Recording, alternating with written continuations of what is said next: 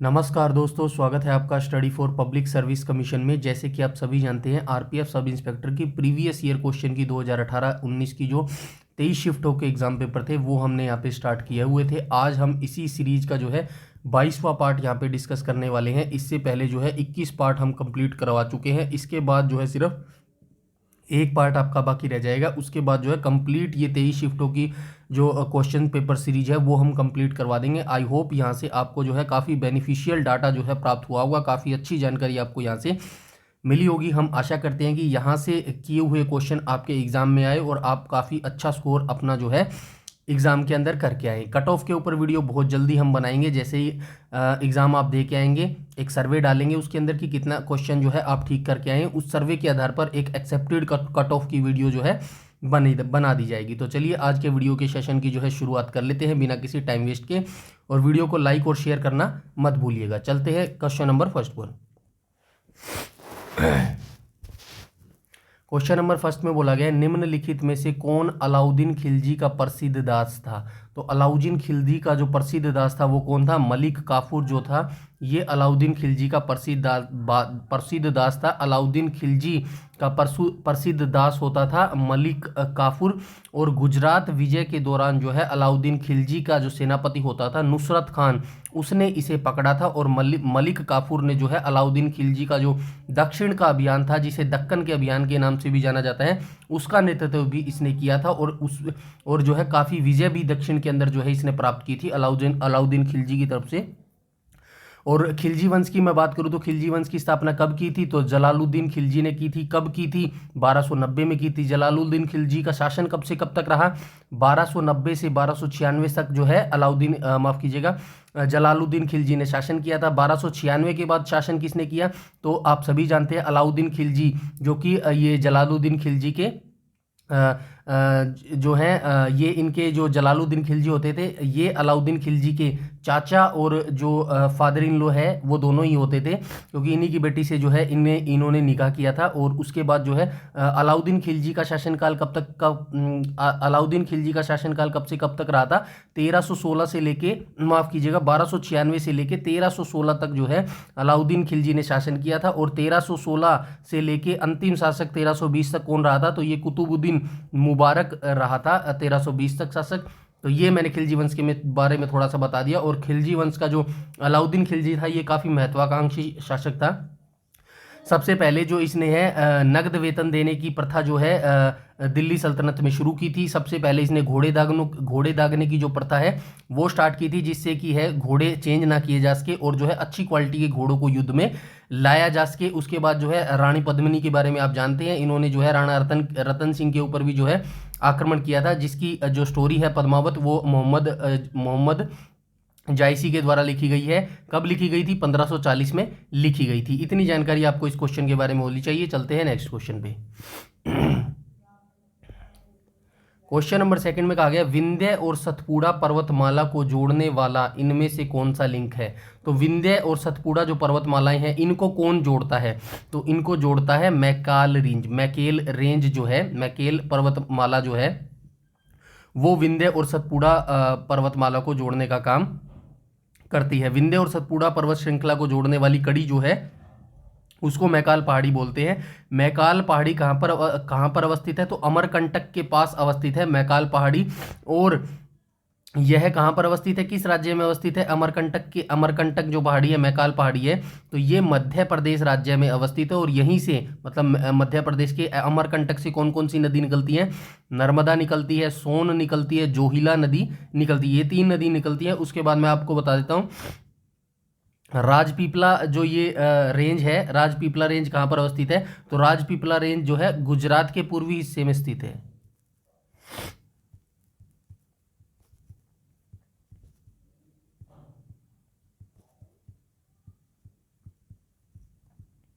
उसके बाद आप याद रखेंगे राजपीपला के बाद महादेव पर्वतमाला कहाँ पर है? तो ये मध्य प्रदेश के दक्षिणी मध्य भाग में।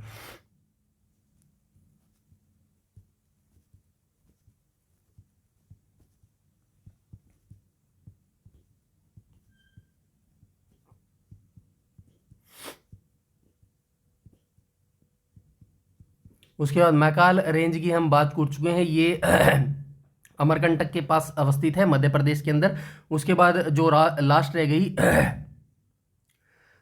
उसके बाद क्या रह गया, राजपीपला हो गया, महादेव हो गया, और महादेव पहाड़ियाँ हो गया क्या, महादेव पहाड़ियाँ रह गया। महादेव ये मध्य प्रदेश के दक्षिणी मध्य भाग में अवस्थित है, महादेव पर्वतमाला। और महादेव पर्वतमाला की जो सबसे ऊंची चोटी है वो कौन सी हो जाएगी?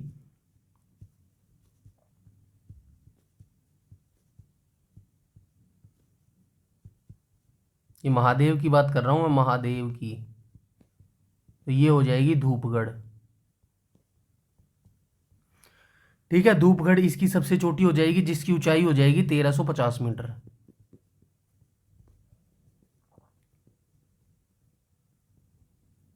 ठीक है, इतनी जानकारी आपको इसके बारे में होनी चाहिए। कैमूर पर्वतमाला की बात करूं तो ये भी एमपी के अंदर अवस्थित है, यानी कि मध्य प्रदेश के ही अंदर अवस्थित है। इतनी जानकारी आपको होनी चाहिए। मध्य प्रदेश के जबलपुर जिले के कटंगी से शुरू होकर बिहार के रोहतास जिले तक, बिहार के रोहतास जिले के सासाराम तक फैली हुई है ये कैमूर पर्वतमाला। चलते हैं नेक्स्ट क्वेश्चन पे। क्वेश्चन नंबर 3 में बोला गया है आर्थिक उत्तरदायित्व और बजट प्रबंधन अधिनियम का मुख्य उद्देश्य क्या है? तो आर्थिक उत्तरदायित्व और बजट प्रबंधन अधिनियम का जो मुख्य उद्देश्य होता है ये क्या होता है? तो राइट ऑप्शन हो जाएगा ऑप्शन नंबर बी, आर्थिक एकत्रीकरण जो है इसका मुख्य उद्देश्य होता है। किलिमंजारो का नाम आते ही आपके मन में आ जाना चाहिए अफ्रीका। अफ्रीका कहाँ पर है? तो अफ्रीका। किलिमंजारो पर्वत श्रृंखला किस महाद्वीप में अवस्थित है? तो ये ऑप्शन नंबर बी जो है इसका करेक्ट हो जाएगा।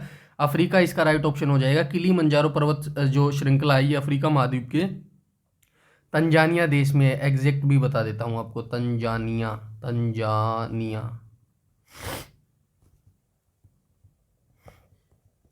चलते हैं नेक्स्ट क्वेश्चन पे। नेक्स्ट में बोला गया संयुक्त राष्ट्र विकास कार्यक्रम ने डैश अपनी पहली मानव रिपोर्ट जो है जारी की थी। तो संयुक्त राष्ट्र विकास कार्यक्रम ने जो है अपनी पहली मानव विकास रिपोर्ट जो है किस साल प्रस्तुत की थी? सबसे पहले आप संयुक्त राष्ट्र के बारे में जान लीजिएगा, बहुत बार मैं आपको पीछे इन वीडियोज में बता भी चुका हूँ। संयुक्त राष्ट्र की स्थापना कब हुई थी? तो ये हुई थी अक्टूबर 1945 में जो है इसकी स्थापना हुई थी। और कहाँ पे हुई थी? San Francisco, California.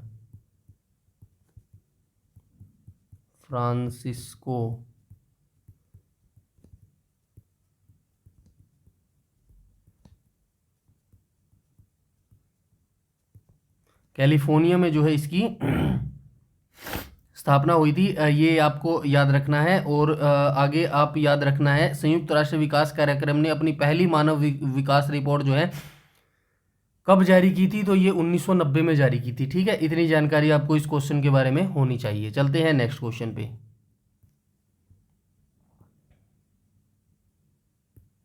उसके बाद आपको याद रखना है अफ्रीका के अर्ध शुष्क उष्ण कटिबंधीय सवाना क्षेत्र को रूप में जाना जाता है। किस रूप में जाना जाता है?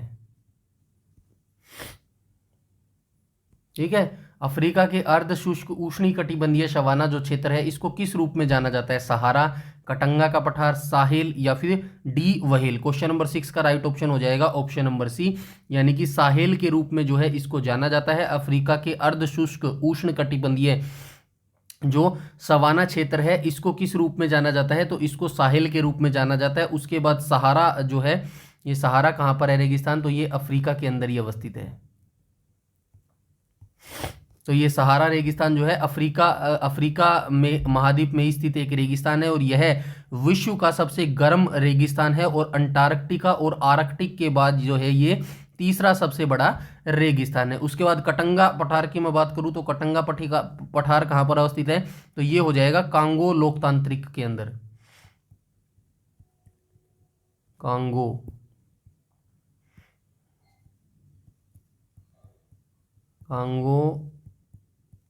लोकतांत्रिक गणराज्य, तो ये यहां पर अवस्थित है। क्या यहां पर अवस्थित है? कटंगा का पठार जो है यहां पर अवस्थित है। उसके बाद चलते हैं हम नेक्स्ट क्वेश्चन पर। नेक्स्ट क्वेश्चन में बोला गया किस भारतीय संविधान के लिए आपातकाल का प्रावधान है? किस भारतीय संविधान के भाग में आएगा ये? किस भारतीय संविधान के भाग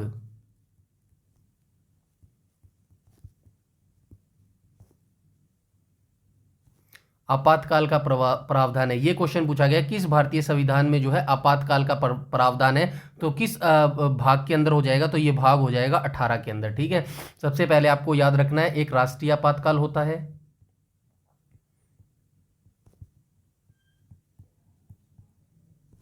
और एक होता है वित्तीय आपात।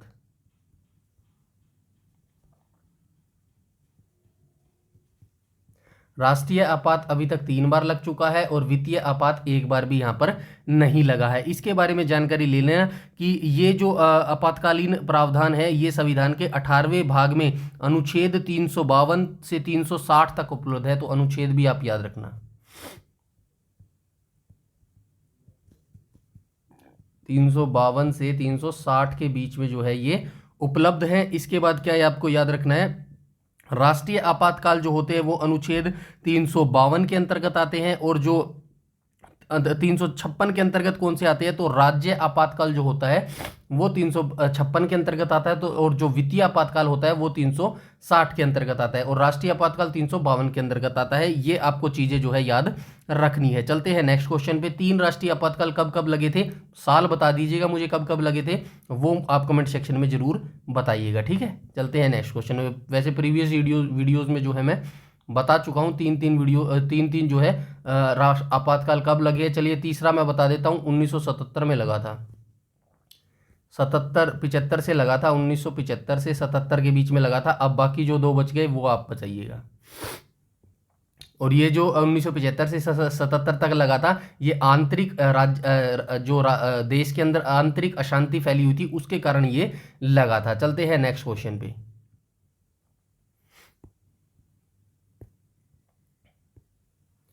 क्वेश्चन नंबर 8 में कहा गया सुप्रीम कोर्ट के परामर्श क्षेत्राधिकार की अवधारणा क्या है। तो सुप्रीम कोर्ट के जो परामर्श क्षेत्राधिकार की अवधारणा है, यानी कि जो सुप्रीम कोर्ट है परामर्श क्षेत्राधिकार की अवधारणा है, ये किस संविधान से ली गई है, ये पूछा गया है। क्वेश्चन 8 का राइट ऑप्शन हो जाएगा ऑप्शन नंबर बी, कनाडा के संविधान से जो है ये अवधारणा ली गई है। उसके बाद भारतीय संविधान के अनुच्छेद 143,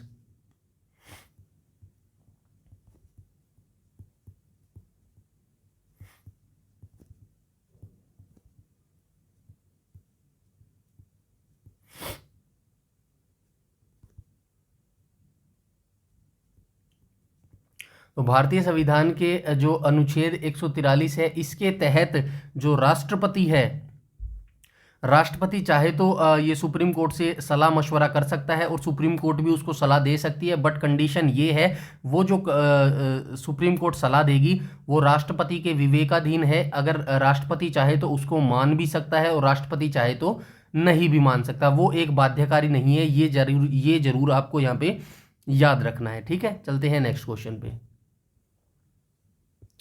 उसके बाद क्वेश्चन 9 में बोला गया है लावणी कहाँ का एक प्रसिद्ध नृत्य है। तो लावणी जो है कि ये कहाँ का प्रसिद्ध जो है नृत्य हो जाएगा, तो महाराष्ट्र राज्य का जो है लावणी प्रसिद्ध नृत्य हो जाएगा। उसके बाद केरल का क्या हो जाएगा जो है प्रसिद्ध लोक नृत्य, तो ये हो जाएगा केरल का हो जाएगा मोहिनी अट्टम।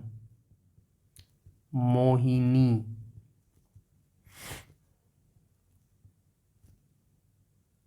केरल का हो जाएगा मोहिनी अट्टम। उसके बाद जो है उत्तर प्रदेश का क्या हो जाएगा, यहाँ पे लिख देता हूं मैं उत्तर प्रदेश। उत्तर प्रदेश का हो जाएगा कथक। ठीक है, उत्तर प्रदेश का राज्य का जो हो जाएगा वो हो जाएगा कथक शास्त्रीय नृत्य। उसके बाद आप भरतनाट्यम भी याद रख सकते हैं, तमिलनाडु है, यहाँ पे तमिलनाडु भी नहीं है। तमिलनाडु का मैं बता देता हूँ, भरतनाट्यम तमिलनाडु।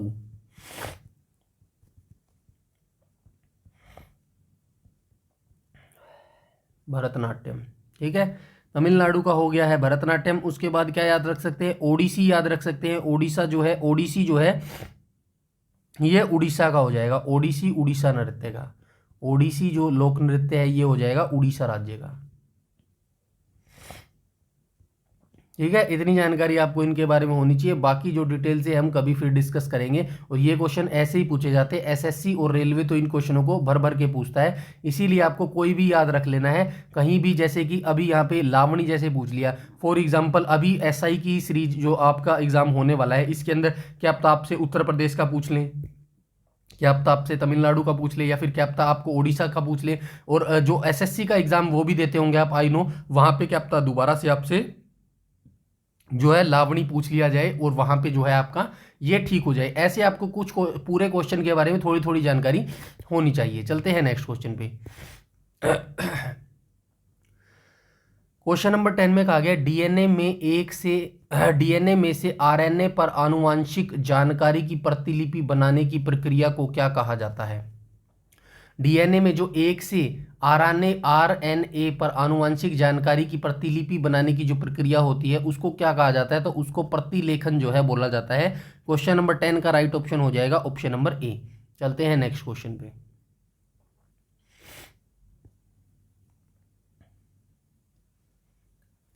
क्वेश्चन नंबर 11 में कहा गया है भारत के सर्वोच्च न्यायालय के मुख्य न्यायाधीश की नियुक्ति कौन करता है। तो भारत के सर्वोच्च न्यायालय के जो मुख्य न्यायाधीश की नियुक्ति है ये राष्ट्रपति करते हैं। ऑप्शन नंबर सी जो है वो करेक्ट हो जाएगा क्वेश्चन नंबर 11 का। भारत के मुख्य न्यायाधीश की नियुक्ति जो है राष्ट्रपति करते हैं। और किस अनुच्छेद के तहत करते हैं, तो अनुच्छेद 124 के तहत करते हैं। अनुच्छेद 124 के तहत करते हैं। ये आप याद रखना, जो भारत का राष्ट्रपति होता है इनको शपथ कौन दिलाता है, भारत के राष्ट्रपति।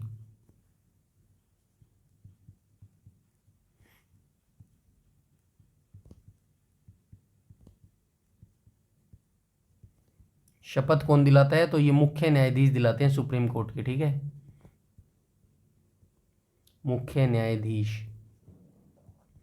ठीक है, मुख्य न्यायाधीश दिलाते हैं सुप्रीम कोर्ट के।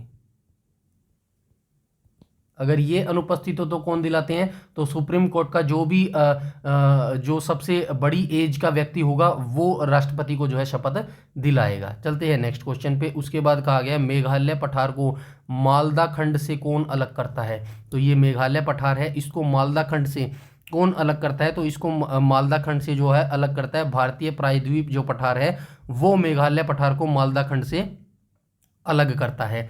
मेघालय पठार जो है गारो, खासी और जयंतिया पहाड़ियों में बटा हुआ है, ये भी आपको याद रखना है। मेघालय का जो पठार है ये कहाँ कहाँ बटा हुआ है, गारो, खासी, जयंतिया, इनके अंदर जो है ये बटा हुआ है। कौन सा पठार बटा हुआ है, मेघालय का पठार बटा हुआ है। ठीक है, और मेघालय पठार का सबसे ऊंचा स्थान कौन सा हो जाएगा, शिलांग पीक हो जाएगा।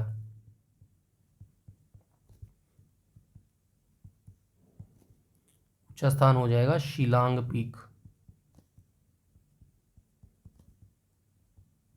ठीक है, शिलांग पीक जो है इसका सबसे ऊंचा स्थान हो जाएगा। इसकी ऊंचाई सागर तल से कितनी है, तो सागर तल से मैंने बताया है, आप याद रखना, सागर तल से, सागर तल से जो ऊंचाई है वो हो जाएगी 1961 मीटर। ठीक है, इतनी जानकारी आपको इसमें होनी चाहिए। चलते हैं नेक्स्ट क्वेश्चन पे।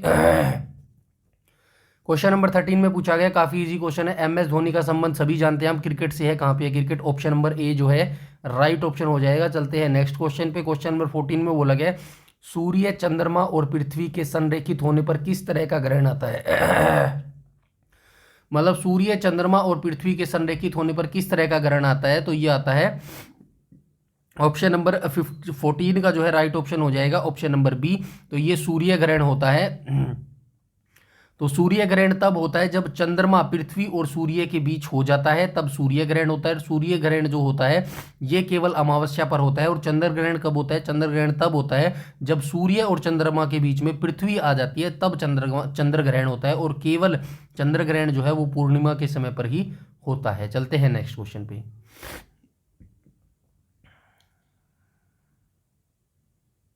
ये शायद क्वेश्चन में थोड़ी सी दिक्कत आ रही होगी आपको यहाँ पे समझने में, कोई नहीं है, यहाँ से काट देना आप, इसको संरेखित होने पर नहीं है, आपको डायरेक्ट ये याद रखना है सूर्य ग्रहण कब होता है, बस ये याद रखो आप। कई बार ये बोर्ड वाले भी ना अजीब से क्वेश्चन पूछ लेते हैं लैंग्वेज में, सूर्य ग्रहण कब होता है।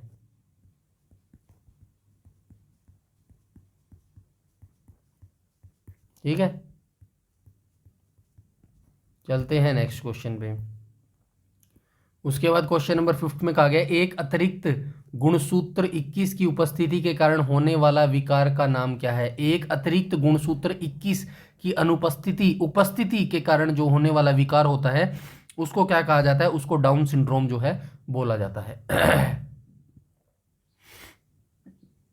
उसके बाद क्वेश्चन नंबर 16 में बोला गया है ग्रीष्मकालीन ओलंपिक 2018 किस देश में हुए थे। तो ग्रीष्मकालीन जो ओलंपिक 2018 थे ये किस देश में हुए थे, तो ये अर्जेंटीना देश के अंदर हुए थे। और राष्ट्रमंडल खेलों की शुरुआत मैं आपको पिछले इस वीडियो में काफी बार बता चुका हूं। राष्ट्रमंडल की शुरुआत कब हुई थी, 1930 में हुई थी। कहाँ पे हुई थी, कनाडा के हैमिल्टन में हुई थी। और हर 4 साल में जो है ये खेल आयोजित करवाए जाते हैं। भारत में पहली बार राष्ट्रमंडल खेलों का आयोजन 2010 में हुआ था। और राष्ट्रमंडल खेल जो 2026 के हैं वो स्कॉटलैंड के ग्लासगो में आयोजित करवाए जाएंगे। उसके बाद कुछ और जानकारी आप याद रखिएगा, जैसे कि समर यूथ ओलंपिक की शुरुआत कब हुई थी, 2010 में हुई थी, सिंगापुर में हुई थी। शीतकालीन ओलंपिक की शुरुआत कब हुई थी, 1924 में हुई थी। कहाँ पर हुई थी, फ्रांस में हुई थी। आधुनिक ओलंपिक की शुरुआत सभी जानते हैं 1896 में यूनान की राजधानी एथेंस में हुई थी। चलते हैं नेक्स्ट क्वेश्चन पे। और नेक्स्ट क्वेश्चन में बोला गया अजंता के चित्र सामान्य विषय हैं, किसके हैं, तो ये बोध के हो जाएंगे। कहाँ पर है बोध, 17 का राइट ऑप्शन हो जाएगा ऑप्शन नंबर ए।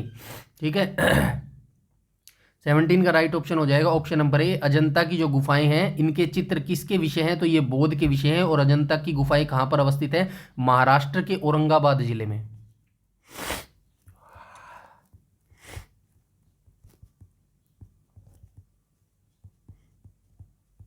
औरंगाबाद जिले में। ठीक है, ये जो अजंता की गुफाएं हैं ये महाराष्ट्र के औरंगाबाद जिले में अवस्थित है।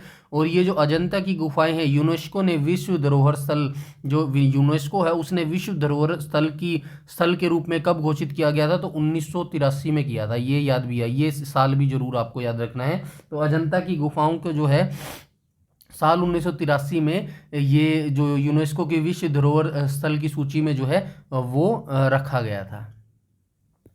नेक्स्ट क्वेश्चन में बोला गया दो तरंगों की अत्यधिक शक्ति के कारण प्रकाश की तीव्रता का असमान वितरण क्या है। तो दो तरंगों की अत्यधिक शक्ति के कारण प्रकाश की तीव्रता का जो असमान वितरण है ये क्या हो जाएगा, तो ये हो जाएगा हस्तक्षेप। राइट ऑप्शन हो जाएगा हस्तक्षेप। क्वेश्चन नंबर 19 में कहा गया है सामाजिक आर्थिक और राजनीतिक न्याय की अवधारणा किस क्रांति से ली गई है। तो ये सामाजिक आर्थिक और राजनीतिक न्याय की जो अवधारणा है ये किस क्रांति से ली गई है, तो राइट ऑप्शन हो जाएगा ऑप्शन नंबर डी, रूसी क्रांति से। सामाजिक आर्थिक और राजनीतिक न्याय की जो अवधारणा है ये रूसी क्रांति से ली गई है। और रूसी क्रांति बोले तो 1917 में शुरू हुई थी। ठीक है 1917 में जो है ये शुरू हुई थी। और इसका नेतृत्व किसने किया था, व्लादिमीर, नेतृत्व ऐसे लिखेंगे ना, ठीक है, नेतृत्व किसने लिखा था, व्लादिमीर लेनिन के द्वारा जो है इसका नेतृत्व किया गया था। उसके बाद कुछ और क्रांति आप याद रखिएगा, जैसे कि जापान की क्रांति होगी। जापान की क्रांति कब हुई थी, 1868 से 1869 के बीच में जो है ये जापान की क्रांति हुई थी। फ्रांसीसी क्रांति कब हुई थी, तो फ्रांसीसी क्रांति से पहले आप याद रखना अमेरिकी क्रांति कब हुई थी, तो अमेरिका की क्रांति हुई थी 1775 में।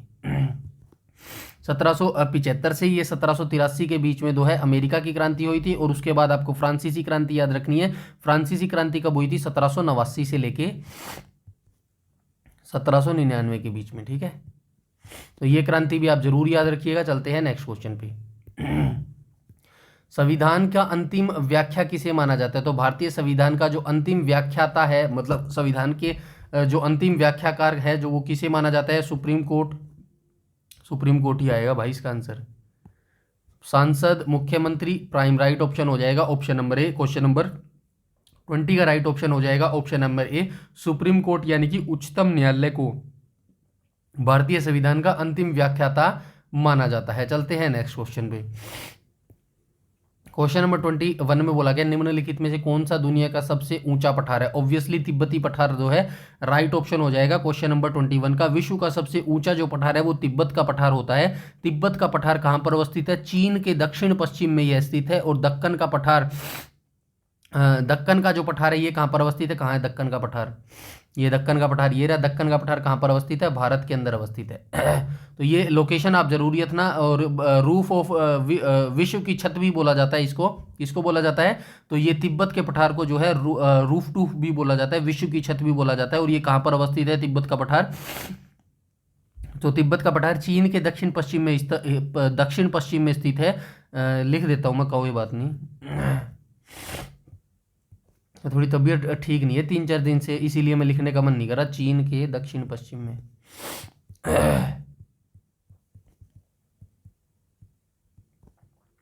चीन के दक्षिण पश्चिम में, और दक्कन का पठार मैंने बता दिया भारत में अवस्थित है। उसके बाद कौन सा रह गया, उसके बाद कोलंबिया का पठार कहाँ पर है, कोलंबिया का पठार हो जाएगा अमेरिका के अंदर।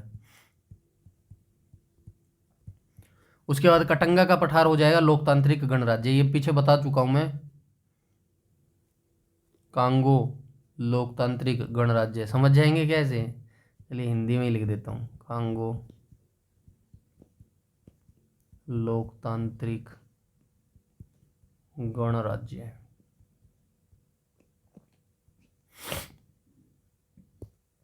चलते हैं नेक्स्ट क्वेश्चन पे, और नेक्स्ट क्वेश्चन में बोला गया है जिस दर पर बैंकों को कर्जा देता है उसे क्या कहा जाता है, तो ये बैंक दर बोला जाता है। जिस दर पर जो बैंक होते हैं वो वाणिज्यिक बैंक को जो कर्जा देते हैं उसको बैंक दर ही बोला जाता है। चलते हैं नेक्स्ट क्वेश्चन पे,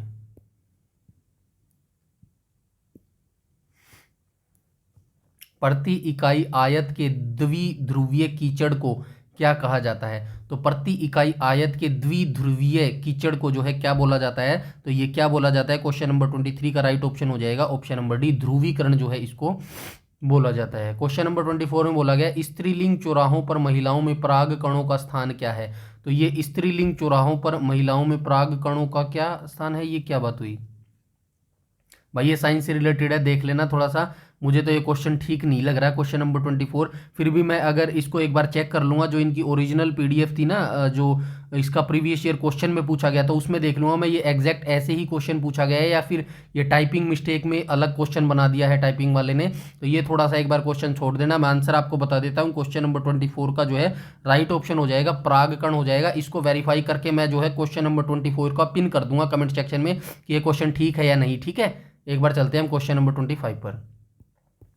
क्वेश्चन नंबर 25 में बोला गया है कि निम्नलिखित में से कौन खो खो खेल कौशल से जो है संबंधित नहीं है। खो खो खेल से खो खो जो खेल होता है ये इनके कौशल से कौन सा संबंधित नहीं है, तो ड्रिबल जो है ये इसके खेल से संबंधित नहीं है। ड्रिबल जो है ड्रिबलिंग होता है ये बास्केटबॉल खेल से संबंधित है, ठीक है। चलते हैं नेक्स्ट क्वेश्चन पे, और वेनिस का एक प्रसिद्ध यात्री कौन था, तो वेनिस का प्रसिद्ध यात्री हो जाएगा हमारा मार्को पोलो। ये एक इतालवी यात्री था। क्वेश्चन नंबर 26 का राइट ऑप्शन हो जाएगा option number A, Marco Polo Venice का एक प्रसिद्ध यात्री था। मार्को पोलो एक इतालवी व्यापारी, खोजकर्ता और लेखक था। मार्को पोलो कब भारत में आया था, पांड्य साम्राज्य के शासनकाल में आया था, पांड्य साम्राज्य।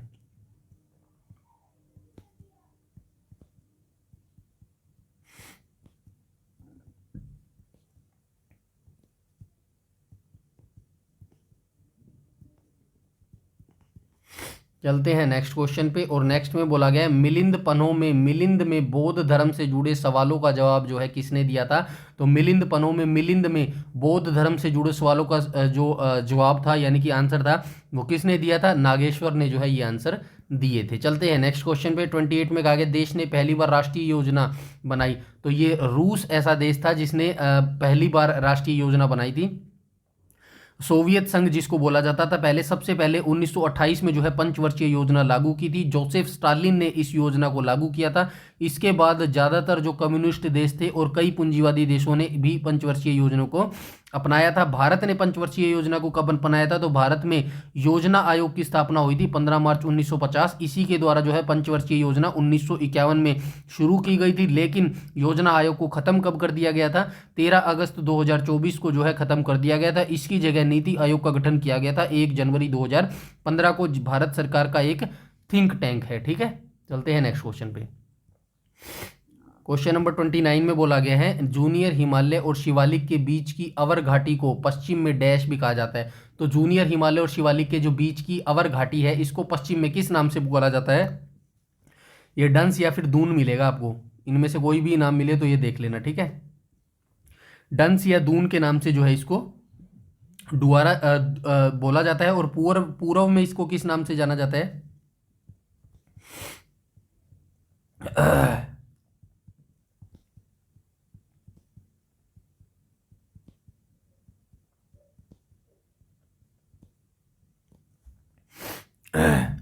तो ये पूर्व में किस नाम से जाना जाता है? तो ये हो जाएगा डुआर्स।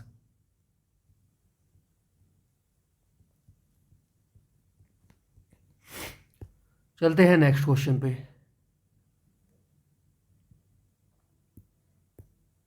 30 में बोला गया चर चुंबकीय क्षेत्र के माध्यम से विद्युत प्रवाह के उत्पादन की प्रक्रिया को डैश कहा जाता है।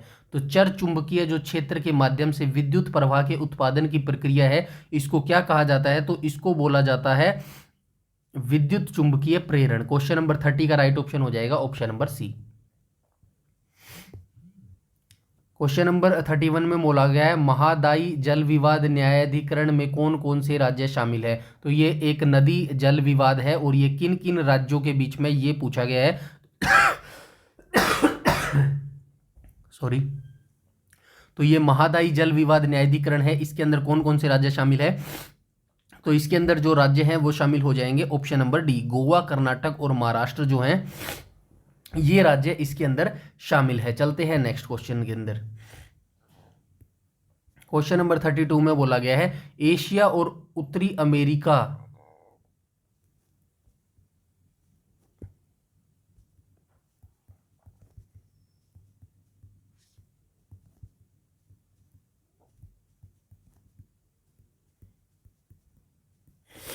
ठीक है, ये आपको याद रखना है। एशिया और उत्तरी अमेरिका को कौन अलग करता है? तो ये हो जाएगा बेरिंग स्ट्रेट। ठीक है, जो बेरिंग स्ट्रेट है ये जल संधि, बेरिंग जल संधि जो है रूस, एशिया और अलास्का उत्तरी अमेरिका को अलग करती है।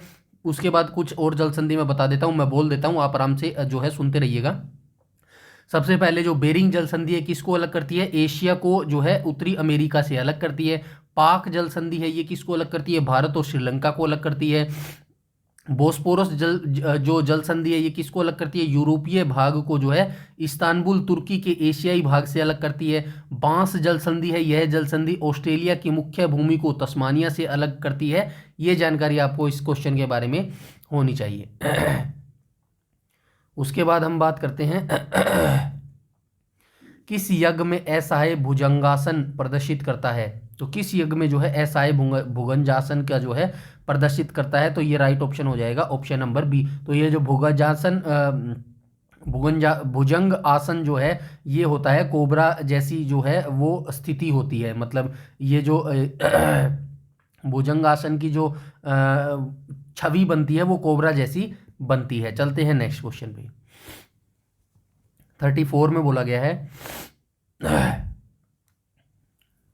नदी के मार्ग में बनने वाली नई जलोढ़ मिट्टी को क्या कहा जाता है? तो ये खादर बोला जाता है। खादर और जो है बांगर होती है।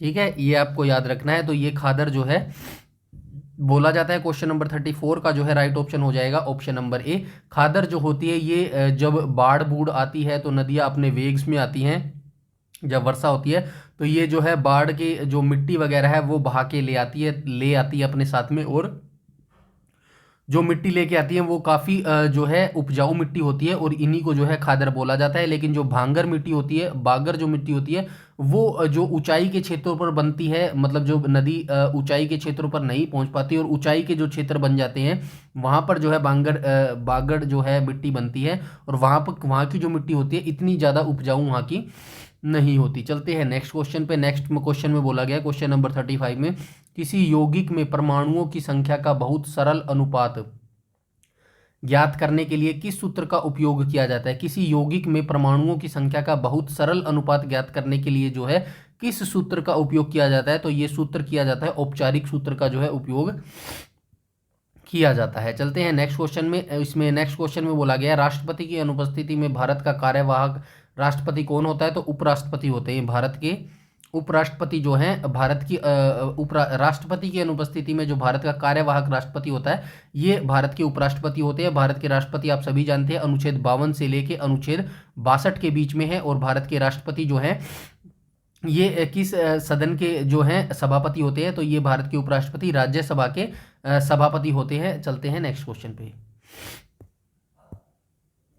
उसके बाद हम चलते हैं क्वेश्चन नंबर 37 पर।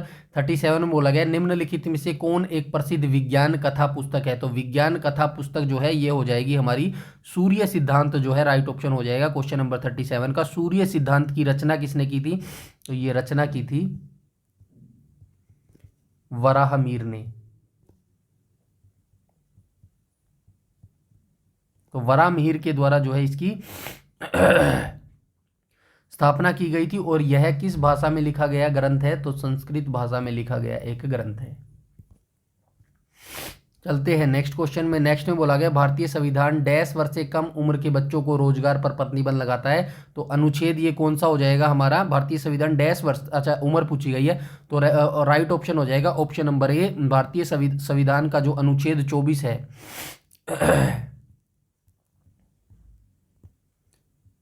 भारतीय संविधान का जो अनुच्छेद 24 है, ये अनुच्छेद 24 जो है 14 वर्ष से कम उम्र के बच्चों के रोजगार पर जो है प्रतिबंध लगाता है। क्वेश्चन नंबर 39 में बोला गया निम्नलिखित में से किसने अपने हमले में प्रसिद्ध सोमनाथ मंदिर के साथ अन्य मंदिरों को 17 बार लूटा और नष्ट किया था? तो ये सभी जानते हैं महमूद गजनी ही था भाई, इतना खतरनाक आदमी जिसने 17 बार जो है भारत पर आक्रमण किया था। जो सोमनाथ का मंदिर था उसको लेट गया था, लूट के ले गया था, इतना धन धान्य अपने साथ ये लूट के ले गया था जिसकी हद नहीं है भाई साहब। ठीक है, क्वेश्चन नंबर 39 का राइट ऑप्शन हो जाएगा option number B, Mahmud Ghaznavi.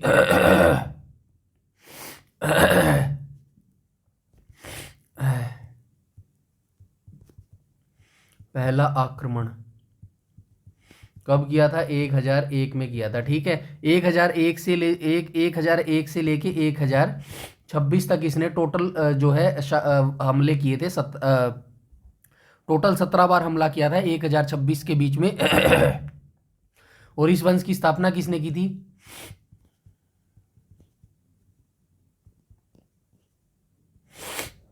Sabuktigin ने की थी। सुबुक्तगीन, ये कौन थे सुबुक्तगीन? महमूद गजनवी के पिता होते थे ये सुबुक्तगीन। और भारत पर पहला सफल आक्रमण कब हुआ?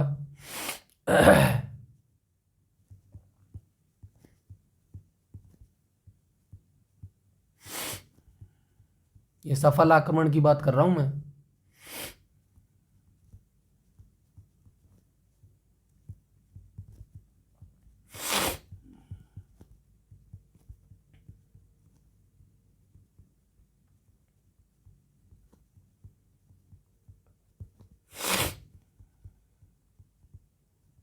ठीक है, भारत पर पहला सफल आक्रमण कब हुआ था? तो 712 ईस्वी में हुआ था, मोहम्मद बिन कासिम ने ये किया था। चलते हैं नेक्स्ट क्वेश्चन पे। क्वेश्चन नंबर 14 में कहा गया प्रसिद्ध बोरोबुदूर मंदिर किसको समर्पित है? तो ये प्रसिद्ध बोरोबुदूर जो मंदिर है ये किसको समर्पित है? भगवान बुद्ध को समर्पित है। क्वेश्चन नंबर 41 में कहा गया किस कार्य क्षमता को कानों से भरे कुल अंतरिक्ष के प्रतिशत के रूप में कहा जाता है? तो किस कार्य क्षमता को कानों से भरे नहीं आएगा भाई, ये कुछ और आएगा यहाँ पे। छोड़ दिए, इसको भी मैं ठीक करके बता दूंगा, आप राइट ऑप्शन लिख लेना यहाँ पे। छोड़ दो इसको यार।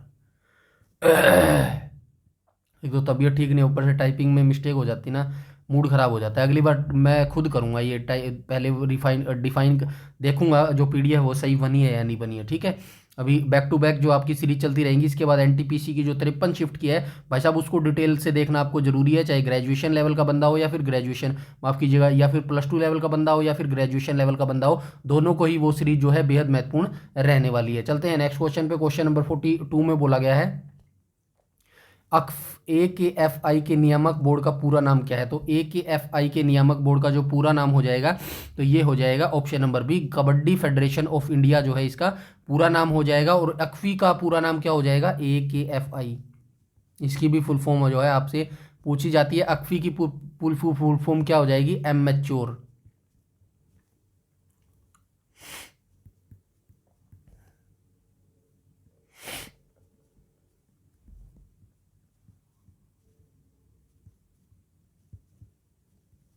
कबड्डी फेडरेशन ऑफ इंडिया स्थापना कब हुई थी इसकी? 1973 में हुई थी।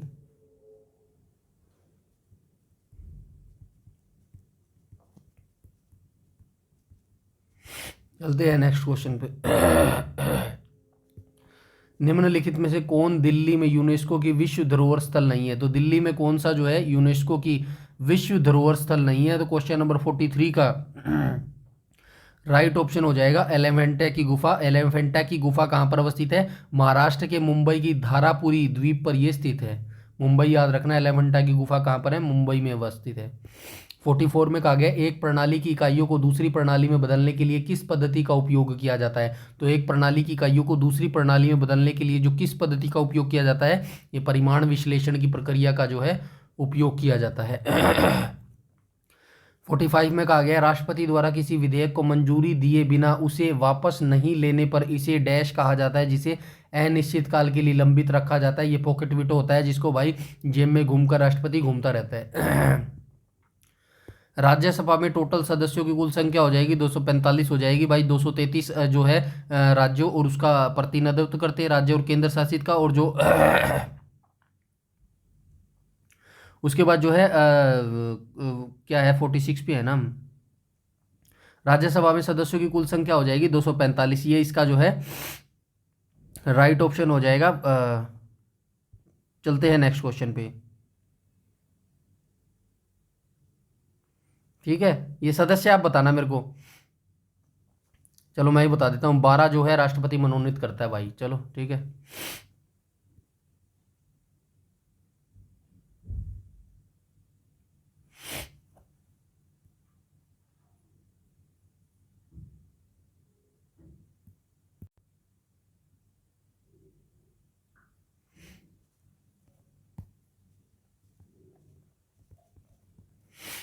चलते हैं नेक्स्ट क्वेश्चन पे। 47 में बोला गया निम्नलिखित में से किस क्षेत्र में वानिकी का प्रतिशत जो है सर्वाधिक है? 47 का राइट ऑप्शन हो जाएगा ऑप्शन नंबर बी, मिजोरम जो है इसका राइट ऑप्शन हो जाएगा।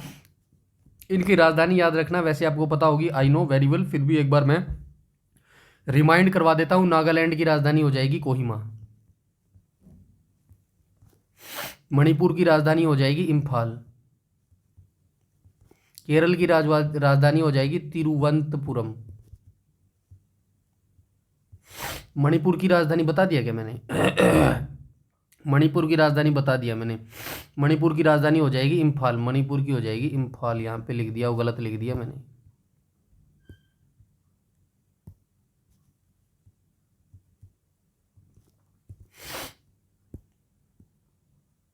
मिजोरम की हो जाएगी आइजोल। चलते हैं नेक्स्ट क्वेश्चन में। नेक्स्ट में बोला गया 1945 में लोगों की योजना डैश द्वारा तैयार की गई थी। तो 1945 में ये लोगो नहीं आएगा, यहाँ पे भी कुछ गलत आएगा यार। 1945 में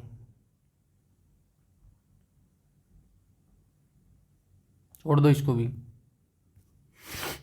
49 में बोला गया है 2018 राष्ट्रमंडल खेल टूर्नामेंट किस देश में आयोजित किया गया? तो क्वेश्चन नंबर 49 का जो है राइट ऑप्शन हो जाएगा ऑप्शन नंबर बी, ऑस्ट्रेलिया में आयोजित करवाया गया। ठीक है, चलते हैं नेक्स्ट क्वेश्चन पे। फिरोज शाह तुगलक के बारे में पूछा गया है। फिरोज शाह तुगलक ने किस प्रसिद्ध शहर का गठन किया था? तो ये हिसार का गठन किया था 1354 के अंदर। ठीक है, तो ये जानकारी होगी। ये आज के टॉप 50 क्वेश्चन थे। फिरोज शाह तुगलक के बारे में आपको पहले भी बता चुका हूँ। तो वीडियो को ज़्यादा से ज़्यादा लाइक कीजिएगा, शेयर कीजिएगा, और चैनल पर पहली बार विजिट कर रहे हैं तो चैनल को सब्सक्राइब कर लीजिएगा और बेल आइकन बटन को टैप कर लीजिएगा, ताकि समय पर आपको सारी नोटिफिकेशन मिलती रहे। यूट्यूब पर अगर आप हमें फॉलो करते हैं तो हमारे टेलीग्राम को जरूर से जरूर ज्वाइन कर लीजिएगा। सारी नोटिफिकेशन सारे PDF और सारे प्रीवियस ईयर क्वेश्चन जो है वो वहीं पर प्रोवाइड करवाए जाते हैं। इस वीडियो में इतना ही रखते हैं, तब तक के लिए धन्यवाद।